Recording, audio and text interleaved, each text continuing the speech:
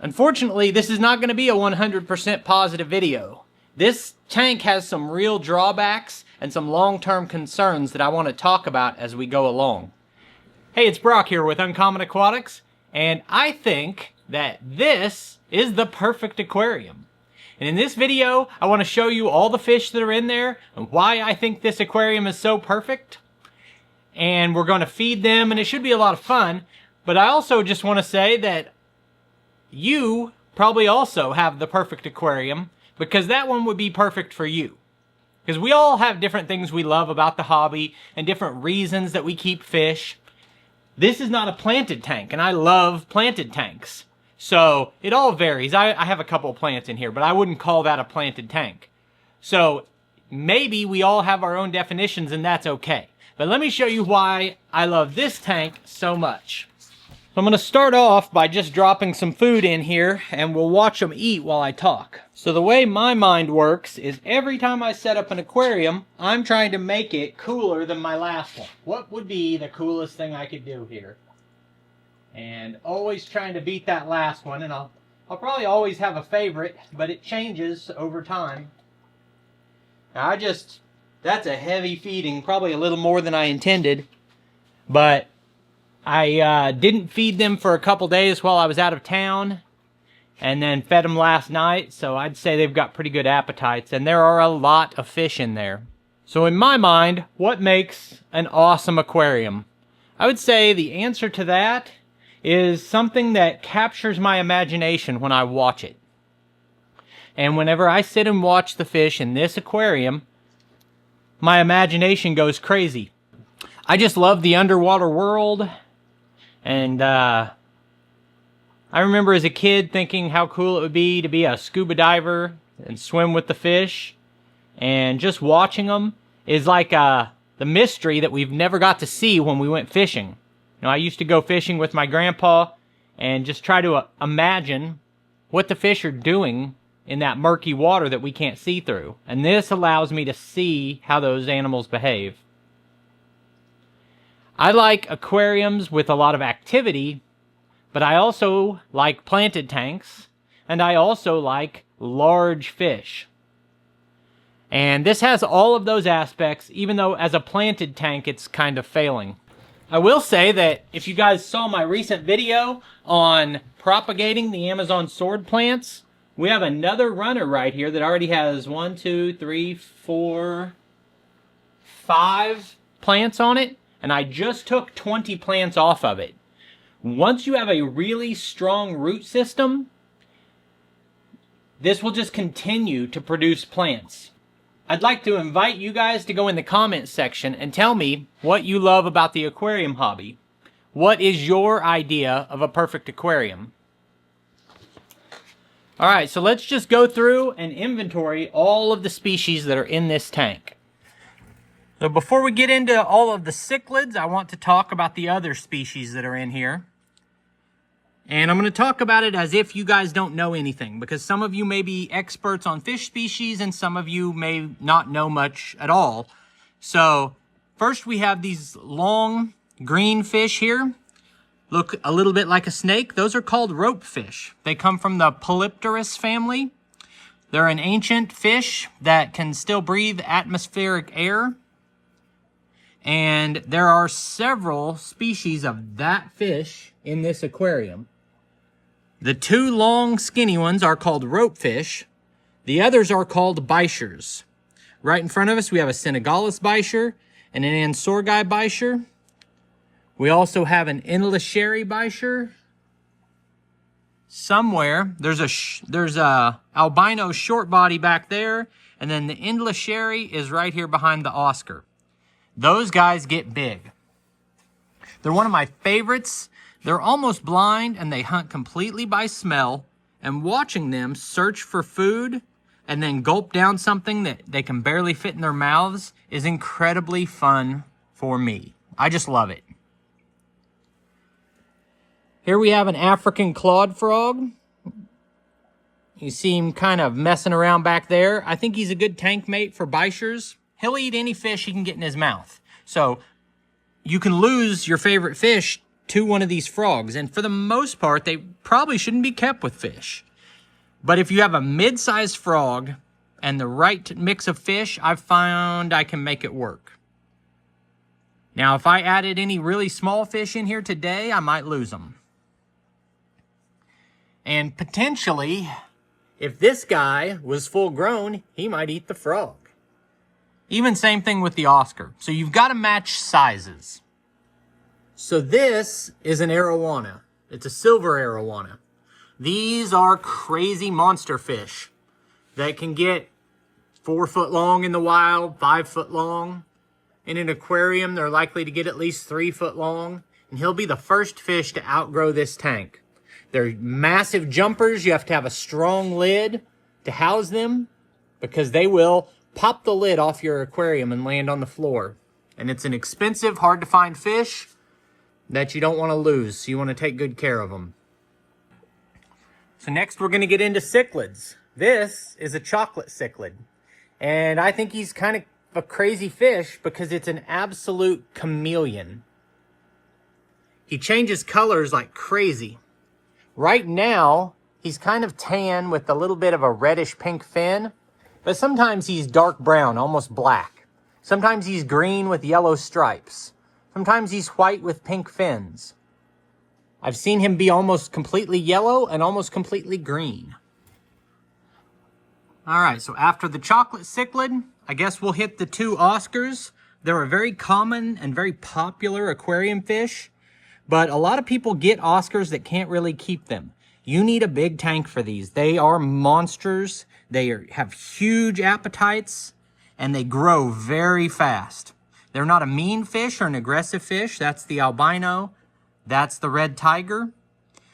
But they have a ton of personality. If they're upset, they'll lay on the bottom, maybe even on their side and kind of mope. But mostly they greet you like a puppy dog when you come in the room. Very fun fish to have. See, this one I got as a rescue recently, and he's got some scarring on his side that is healing. But beautiful fish, fun fish. Make sure you have a big tank. But mostly everything in here gets big. Let's see what we've got next. This is a Midas cichlid. It's very closely related to the red devil. And they are considered super aggressive and mean, and a fish that maybe you couldn't keep with these sevrums. But in my experience, a lot of times, if you get all of the fish small, and your aggressive fish are smaller than your semi-aggressive fish, then it can work, especially if they grow up together. Now, we'll see. This guy may get to 10 inches long and decide he wants to kill everything in here. I can't predict that. But if I'm going to put them together, I have to be prepared for the possibility that they have to be separated. Those fish, historically, I always saw them as white or orange. Now you can get more variations with more yellows and a lot of white on them, like this one. I chose one that's mostly white with a little orange. All right, next we'll look at the sevrums. This is a gold spot sevrum. I have 5 sevrums in here. They're a peaceful fish, but they are a plant eater. This is another sevrum. That's a green sevrum. Right behind it is a red shoulder sevrum. Beautiful, beautiful, mostly peaceful fish, but they will eat your plants.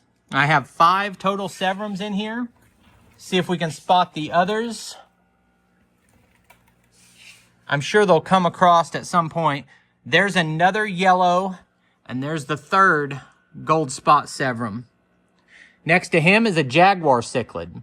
It may be the most monstrous cichlid in this tank as it gets up to 2 feet, although, like most of these fish, what their size in an aquarium is usually less than what's listed or what they get to in the wild. Now this tank is messy. It was pool filter sand. It's got some hair algae. And the fish just ate that massive amount of food, so the water's kind of cloudy now. But the water parameters are excellent. It's over-filtered, and I do a lot of water changes. So we're perfectly fine. It just doesn't look great. Next, we have a starry night cichlid.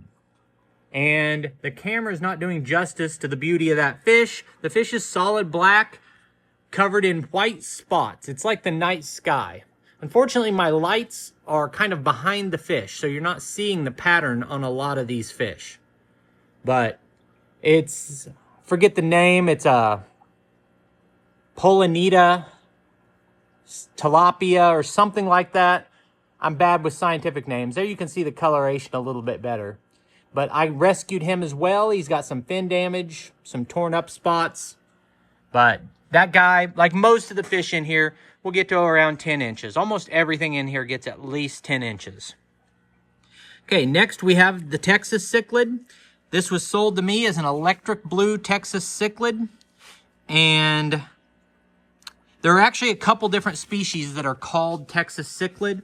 This species is actually a Carpentis Herichthes. I'm bad with scientific names, but he'll get pretty big. He's pretty aggressive. He likes to do some chasing in here, but absolutely a gorgeous fish when they get bigger. This guy here is a convex cichlid, kind of common, and people don't really prioritize them because they breed so much. They're almost treated like a nuisance fish because of how overpopulated they are in the hobby. But that doesn't really change the fact that it's a fun fish to watch if you can keep it from breeding with something that it doesn't need to breed with. Now back here is probably my favorite individual fish. This is a gold psalm. Common name is the green terror, but they have very striking coloration. Now you're not going to see it with him back there in the corner, but their entire body goes like a glowing gold color, and with orange tracers on the fins. Absolutely gorgeous. Next to him is a firemouth that's also juvenile and not really colored up, but the firemouth is a really neat fish. That one only gets to about 6 inches, so it's one of the smallest fish in here. Right there you can see a Vieja cichlid. I've got 3 Viejas in here. They are a fairly aggressive species. They get real bright coloration on them, that red, as they get bigger. All of these fish, the colorations are much more beautiful as they get bigger. But that's a Vieja. The scientific name is MEDC something. I don't remember, but people call them redheads. Those two are definitely the redheads. I think the first one I was showing you is a Synspillum. Next we have a Geophagus brasiliensis. It's a little bit more on the docile side compared to these other fish. Still gets about 10 inches. He seems to do just fine in here. Cool fish. Geophagus means earth eater. These guys sift through the sand to find food, although the brasiliensis sifts sand less than other Geophagus species. When I was showing the bichers earlier, I did not show my ornate that just went behind that piece of driftwood. The ornate is one of the most sought after species, even though it's become more common. They're kind of a yellow and gold, almost checkerboard pattern. And speaking of those, I currently have a Sugalis polypterus, a bichir here that's in a grow out. I just got him the other day, and he will be a monster once he's big enough to put with the others.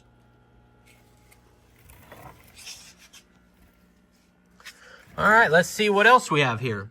This is a Salvini. The Salvini is yellow with red on its belly and blue on its back and a black stripe. Very pretty fish. They're kind of one of the meaner fish in here, but they don't get as big as the others at about 6 inches.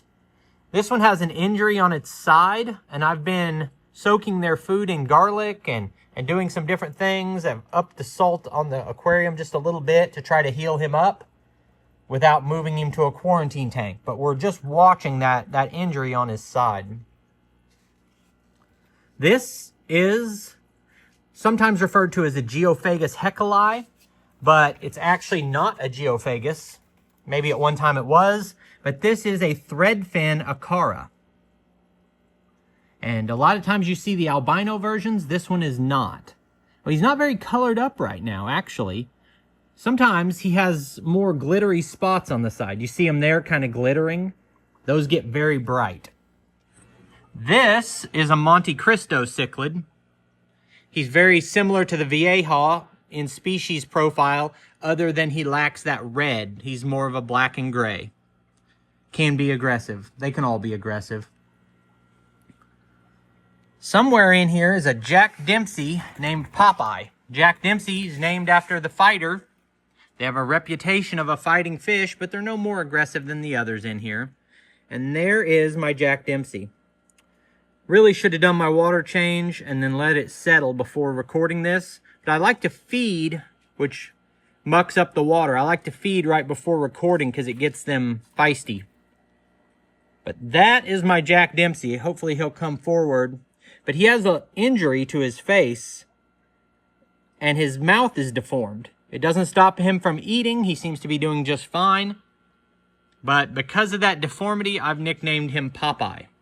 But Jack Dempsey are a beautiful fish. Great coloration on them. I could spend all day telling you how much I love this aquarium, but there are some problems with it. Now, as far as the drawbacks to this aquarium, the big drawback is if every fish in here was at its maximum full-grown size, it would be so overstocked it could never work. And that's a drawback. It's a negative. It's a mistake about how I set it up, but I have a built-in solution that I have a lot of other aquariums. And as these fish grow, when there becomes a problem, I'll solve it then. I don't like to solve problems before they happen. So I have other aquariums that are already set up and ready to take on some of these fish if I have problems. As far as this video, I appreciate you taking time to watch the video. I'll put links on the screen to a couple more of our videos, and I'll see you next time.